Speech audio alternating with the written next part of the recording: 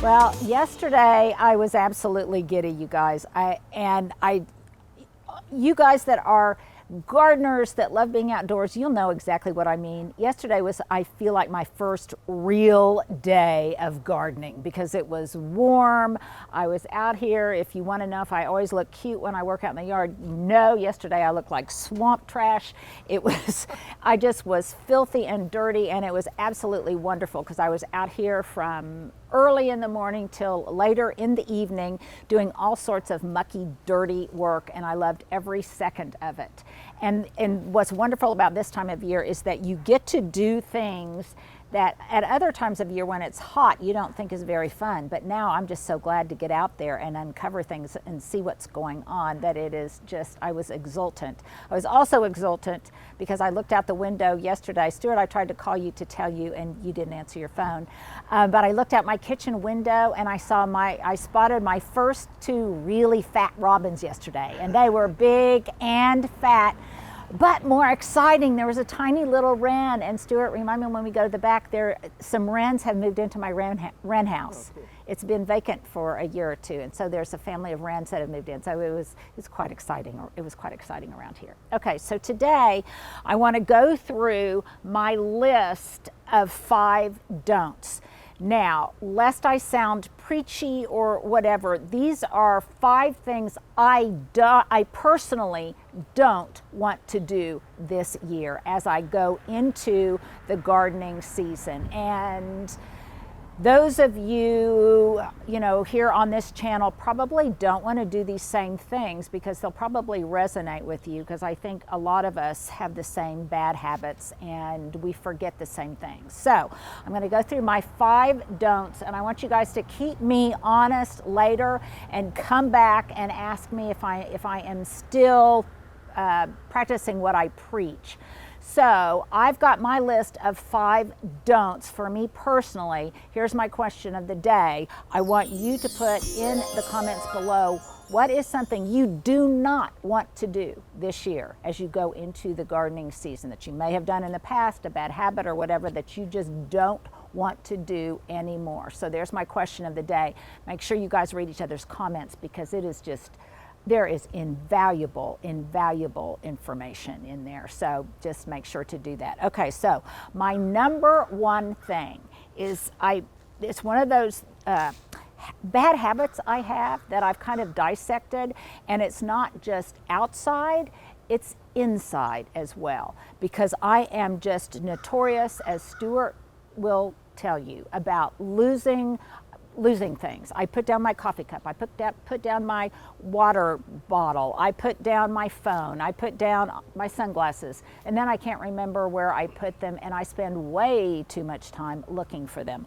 Likewise, all of my gardening tools, hand tool supplies, I do the same thing. I put them down, can't remember where I put them, and I spend way too much time looking for them. So I don't mind being intentionally inefficient when I'm trying to get my steps in and I go back and forth, but I don't want to be inefficient just because I'm wasting time looking for things because I was just a little bit too spacey while I was doing a chore. Stuart, aren't I right? I do tend to be. I think in my head about what I'm going to do next, and then I am spacey. So this is something that I have really thought about and I've tried to be very good about recently, and that is, don't plop or toss place. So how many times have we finished doing something? So yesterday, you guys, you can see in here that I started cutting back all of my hellebores. And look what's been revealed in here, Stuart. Look at all this new growth under here. So I am gingerly removing this leafy blanket from these hellebores so that it really kind of doesn't diminish or detract from the beauty of the hellebores. So what I'm also doing, in addition to removing the leafy debris, is I am cutting back the foliage, and I'm just cutting it back all the way. Just, you kind of can't see very well, but I'm cutting it back as far as I can to kind of the basal rosette there.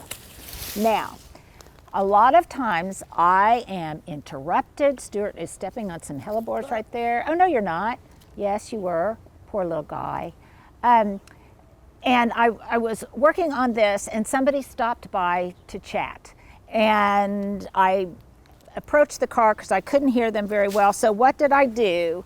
I just did that. I just kind of tossed down my pruners.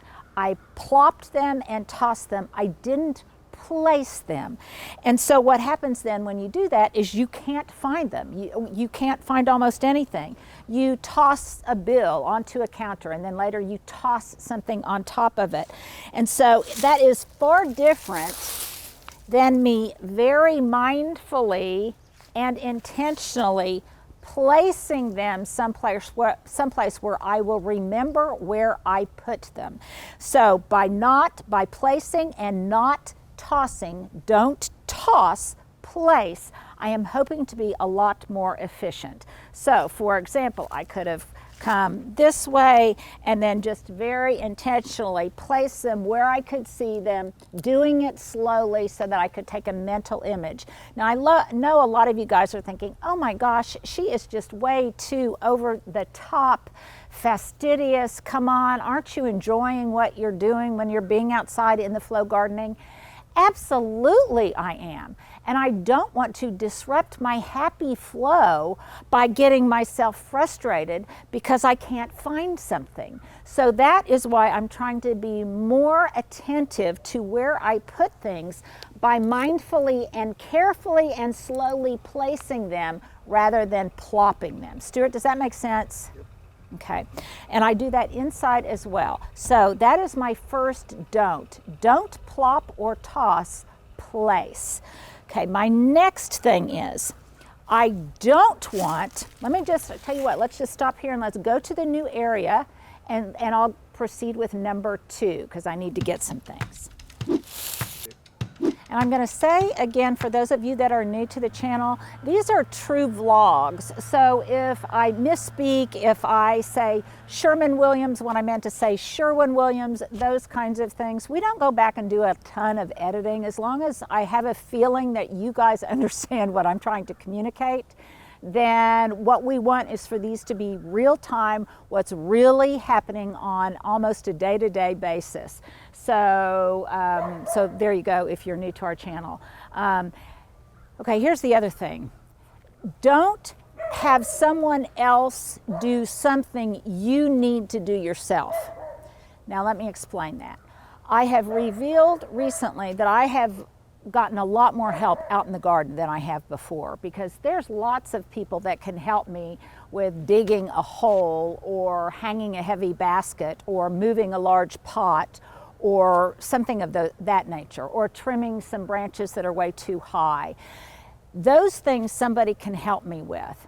But one mistake I made was last year I had somebody help me with all of my leaf cleanup in the front yard. And what that did was really, I think, inappropriately skim some of the topsoil off, and it just dried out and I think destroyed some tiny little seedlings that I had come up. In other words, when they were blowing, they just were a little too overly aggressive with it. And they blew not only the leaves and everything, but they also blew a good bit of the topsoil and I think my seedlings. So this is one thing that this year I am going to do myself. I don't want to have someone else do something that requires a little bit more dexterity and finesse. Likewise, when it comes to doing design work, those are, my husband will sometimes say, oh, get somebody to help you with that. And I'll say, no, somebody can't help me with that. That is an aesthetic and a design thing I need to do myself. And this is the same thing. So I take great delight this time of year, and I'm not going to be overly aggressive about removing the leaves. I'm going to selectively remove them from some things. But when there are tulip bulbs coming up, when I want to reveal something that is going to be in its moment, like the hellebores, then I'm going to judiciously remove some of the leaves and the twigs and the debris around it, so that what comes up will be beautiful. And you can see here, this is an example. When they were blowing the other day, they blew this off, and you can see that there's almost a depression here from how much of the soil got blown away. You can now begin to see that there's tiny little tips of tulips that are coming through here. So instead of using a blower here, I'm going to do it myself, and I'm going to go back up through here. For example, in here, Stuart, if you can see, I've got, and I normally don't try to step on my own flower beds, but look, I've got lots of larkspur seedlings coming up in here. And if somebody just raked all these leaves out and they were just a little too brutal and harsh with it, then they might rake away these little seedlings, and I don't want that to happen. The other thing is, this is an opportunity then for me to be really observant, and I can see here that some of the topsoil has washed away, and once I clean up the leaves, I may come in and add a little bit more mulch, and I can see what is going on. So by removing these leaves myself, I am not brutalizing this area. So don't have someone else do something that you really need to finesse and do yourself. Now let's move on to number 3. Well, the third thing I don't want to do is I don't want to overdo it initially. It is just the beginning of the gardening season. I haven't been out here gardening in a while, and my body and my muscles just quite frankly aren't used to the type of movements and positions and activities that my gardening dictates. So I'm not going to do it all at once. I'm going to try to pace myself, which will do 2 things. It will be kinder to my body. It will also be kinder to the garden, because I can prioritize which areas need to be cleaned up first and leave the other ones that might be more vulnerable to a cold snap for last. So along those lines of in my previous video where I talked about a little jolt of happiness is to go out and clean up a 12 by 12 area, this is one of those kinds of things where I can go in and I can clean up a section of my garden rather quickly without overstressing myself and taxing myself too much before my body has gotten adjusted to all of the movements and activity of the gardening season. Because gardening is a sport. I talk about that in my book, and we really have to heed what our body is telling us. So now let's move on to number 4. So here is my next thing, and I'm telling myself, Linda, don't buy what you don't need. I have way too much stuff in my front yard now because so much of it has grown in place and it's matured, and I don't need as many of certain shrubs to get good coverage as I had in the past. I'm also going to take that into consideration as I look at other areas that need improving. So this whole spot in here, which I've showed you many times, this was what got brutalized in the ice storm of last October, or a year ago last October. It used to be that these Foster hollies, which by the way, Foster hollies are one of my favorite plants. I love them. These started out to be about 6 feet tall, and they grew into place, and they provide really nice, really a nice habitat for lots of birds, beautiful berries, and when they are full, they really help enclose this space and give me kind of a green wall. I hope you guys can hear over the doggy. But what happened when all of these branches were sheared, it used to be that the canopy, Stuart, if you can show them, went all the way out to the curb of the neighbor's drive. Well, when it sheared all of these hollies, I'm going to come back around here, peekaboo, it exposed all sorts of just area that is very prone to erosion. A lot of the topsoil just keeps washing away, which creates not only a problem in that I am losing topsoil, but it also potentially might make a mess on my neighbor's drive, and I want to be a good neighbor. So putting those 2 things together, I have identified some Nana Nandinas And these are what they are. They do not berry. They're lower growing, as in Nana. They turn this beautiful red. I showed how I clipped from them to make flower arrangements. But I have a smattering of them along in here. And you can easily see how much more beautiful it would look in this barren area right here if I added, say, and this is a perfect example of using a shrub as a ground cover. If I added one where, or added multiples where these orange flags are. So I just got some of these utility flags and I put them where I want some plants to be transplanted. So this may be something that I have someone help me with, because they can do it easily while I am doing those chores that I really need to do myself, like removing delicately that leafy debris. So now let's come down this way. Stuart, I'm going to come on the back side.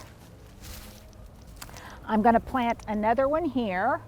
This, by the way, you guys, is a transplant of a red pygmy barberry. I'm not sure if it made it through the winter or not. I believe it did, that I transplanted from someplace else along with these. So I had already started the process of stealing from Peter to pay Paul in my line of thinking of don't buy what I don't need. So I'm going to come back over here, and some of these that are crowded together or unnecessary, I'm going to plant in different areas. So, for example, I've got a Nandina. This is actually an Obsession Nandina, but I don't care because it's in the same color family. So I'm going to dig this one out because it's too close to this boxwood, and it's pretty close to these, and it just looks crowded and unnecessary. I've got one here that is not really thriving because it is crammed in between and squeezed in between these boxwoods. So I'm going to remove that one.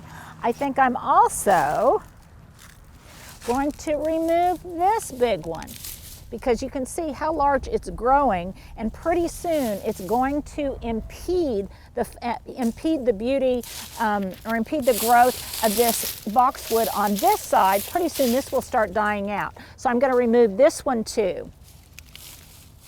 And by using these utility flags, when I have a helper come, I can say just move these over there. And before I've spent any money on filling that area that needs to be improved, that's just empty right now, filling that void, I can use some things that I've already got. So that is my number 4. Don't buy things unnecessarily when you can replant and transplant something you already have. So number 5, this one I do every year. I don't know why I do it, but I do, and that is I don't remember to go back and look at all of the notes that I made from the previous growing season and throughout the winter about things that I wanted to correct, improve, or add to my garden in the spring. So I'll make notes in my garden journal, I'll make notes on a garden calendar, but then I don't always go back and actually read what I wrote down. If I had been looking at a magazine and I found a brand new annual that I wanted to try, and I jotted down its name, or there was a new shrub I wanted to try, or a color palette that I was inspired by when I went on a garden tour, I made those notes, but did I go back and reread them to actually execute and incorporate those ideas into my garden? No, I did not. So this year, I don't want to forget all of the mental work that I did last year to help improve the looks of my garden this year. So for example, last year I just read in my garden journal that I wrote a note. Next year, plant lots more plumbago. And so I now need to remember that that's what I'm going to do. I'm going to prioritize looking for the plumbago at the beginning of the season, because now I know I can't always find what I want when I want it. And other types of shrubs and things that I want to go ahead and look for and try to source now, because I may not be able to find them later, and because I want to remember the aesthetic that I had in mind when I was really deep into what my garden was doing and how things were performing in the last season.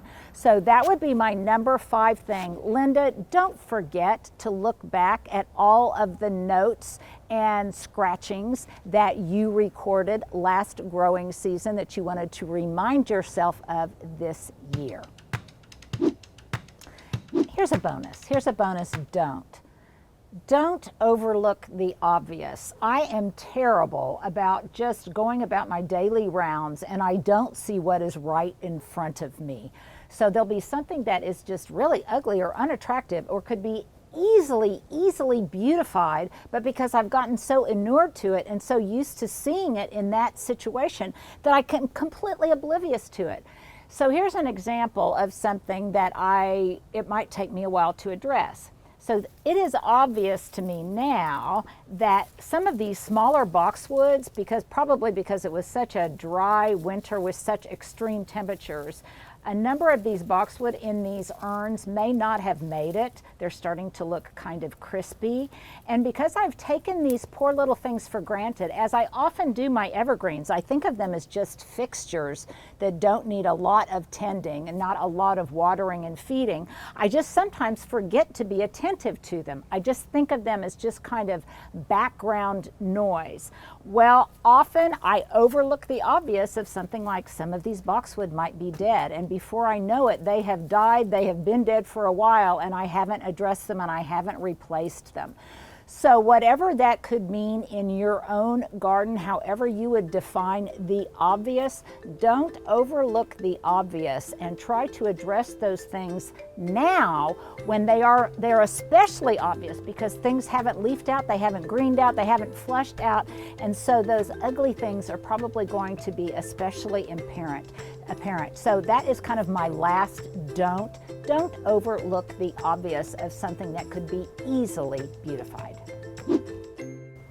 Well, here is your outfit du jour for your fashion epilogue. First of all, my main accessory today is my Works blower. Now, I've showed you guys a couple that I use. One is the high-powered Lively blower. This one is it's just a little gentler when you're worried about disrupting seedlings and things like that may be coming up out of the soil. And it's got that kind of, Stuart calls this my commando look. So anyhow, I want to let you know, Stuart, let's try to put a link above. You can always find a link in the descriptions or in the comments. Just ask me what it is. My sunglasses are Target from years ago. My earrings, what are my earrings? My earrings, I got these from my little boutique that I like, Eden.